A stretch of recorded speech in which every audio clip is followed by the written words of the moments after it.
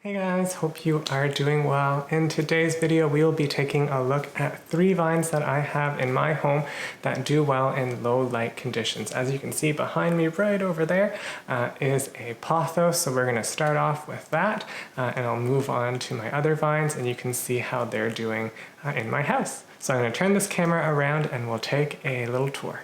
So over here you can see my pothos vine. This is growing in water right now, and it has been growing in water for over a year.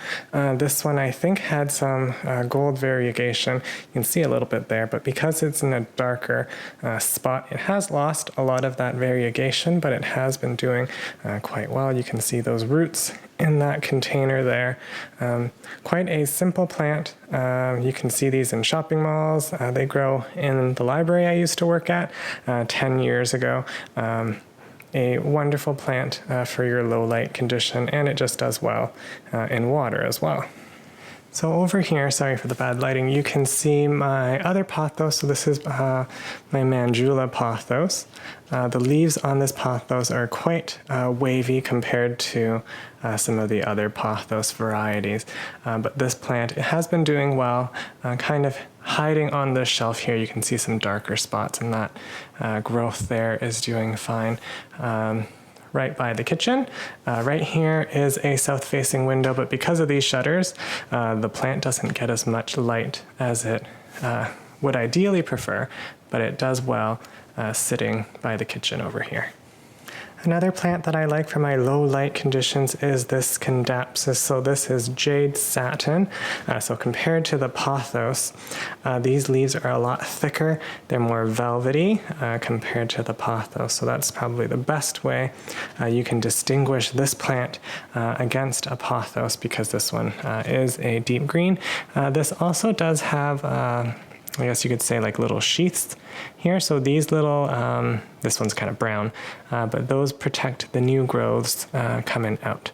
So you can see here, there's some new growth, and it does well.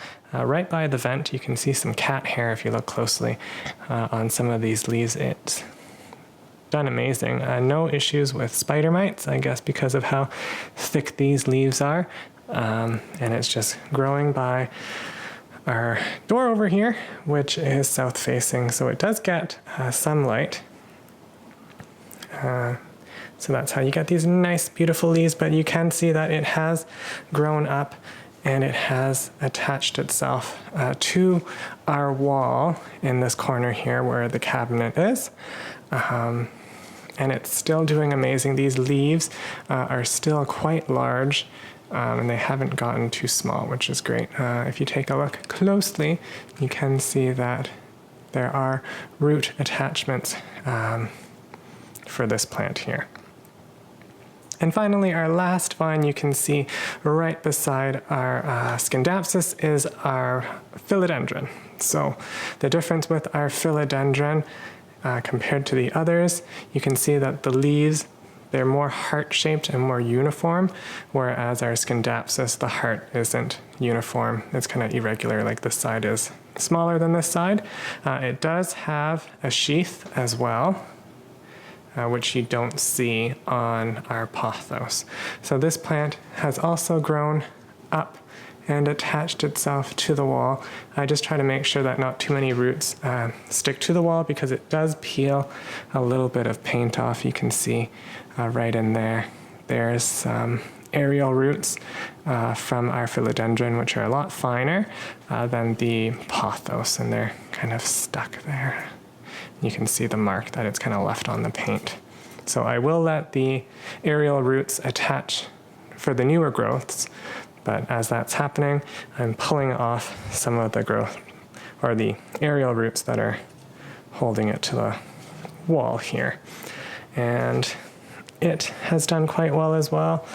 You can see that it's kind of trailed all the way to the bottom, but in the process it started to climb up, and it's attaching over here as well. And you can see there's a sheath there that's protecting all of that new growth. Anyways, I hope you found that video informative. One of the reasons why I really wanted to highlight some low light vines was because people have commented that they're growing certain plants, and like this Rhaphidophora tetrasperma, they're wondering why the new leaves continue to get smaller and smaller. So it is important that you match your plant with the conditions it needs. So even though this Rhaphidophora tetrasperma is growing by this window, it is not enough light for it to thrive. The leaves are a lot smaller, unfortunately. Anyways, I hope you enjoyed this video. We'll see you later.